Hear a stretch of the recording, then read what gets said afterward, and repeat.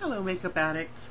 It's really early, and I decided I was going to do a video in response to Emily, who is Blue is Pretty in Numbers.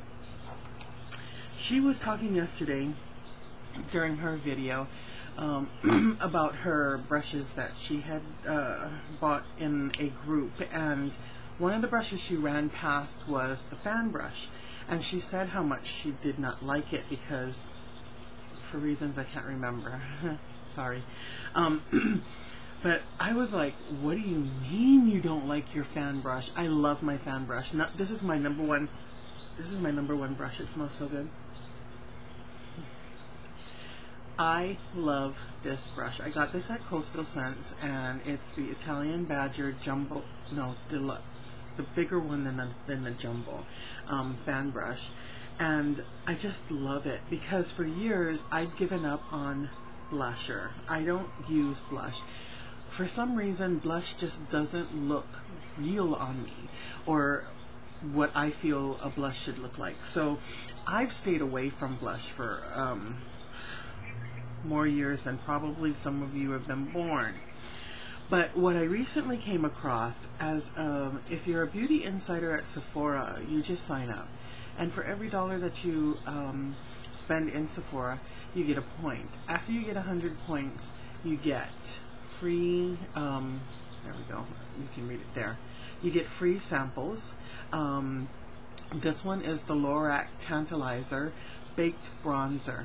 I love this stuff. I'm glad I got it as a deluxe sampler because I never would have bought this ever. And I can say with certainty that the second that this gets anywhere near being run down, I'm going to go get the full size. But basically, Emily was doing this thing, and she was saying that I think she wasn't getting, it wasn't doing much or something. And I found that with my fan brush that I had to write little notes. Darn it, because as I ran across them, I thought, oh, I should write this down. And of course, I can't find a single note that I wrote down, but I use it for not full coverage stuff. Like, say, if I wanted to do a fine dusting of my MSF, I would do this because it would give me full cover. It would go over a large area, and you don't have to worry about getting it all blotched in one area or whatever. It just gives you a fine dusting overall. But what I found with the Tantalizer to do my, see how it's a very small sample, so I have to go over it sideways in order to get it on the entire brush.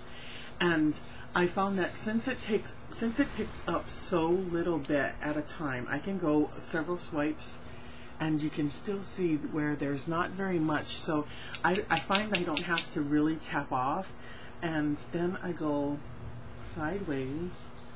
A lot of people like to put their bronzer up on the tops of their cheeks because that would be more realistic, where the sun would hit you across this area and down your nose and your chin and on the tops of your cheeks. But I'm using it more as maybe say a contour or a blusher or whatever. So I go a little bit underneath instead of on top of the cheeks, and pretty much that's all I really do. And because the lighting is so bad here, I have and we're sweating already because it's only 7:43 and it's 85 degrees. I don't know what the humidity level is, but you can't really see it, but there's more than enough color that's already there.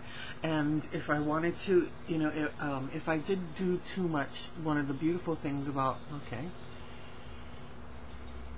think my hair is stuck to my lip gloss. There we go.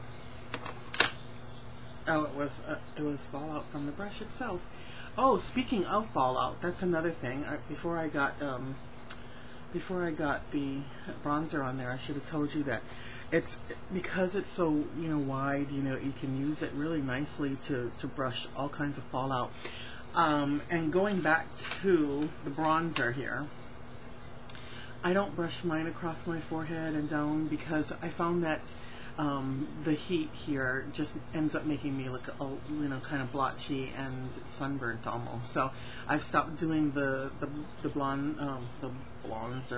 I stopped doing the bronzer across the forehead and stuff, and I just leave it here in this area. So the fan brush is actually one of those beautiful brushes that I think probably are overlooked. So it has multiple uses. I just sometimes like to just brush my face after I've washed my face and am getting ready to put on my makeup.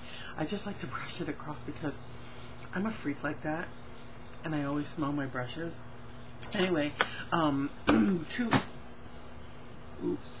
other brushes that I really enjoy. Here's my MAC 187. It's been taking a rest for the summer because I'm not using my liquid foundation, but this one is a beautiful brush too. And it's just, you use it as a stippler and you're all over foundation, and you can go from wet to dry with this, which is really nice. And then this one is dirty because I used it this morning, but this is my Encore brush, large face 32. So these three, plus the fan brush that just fell on the ground because it wants to be like that.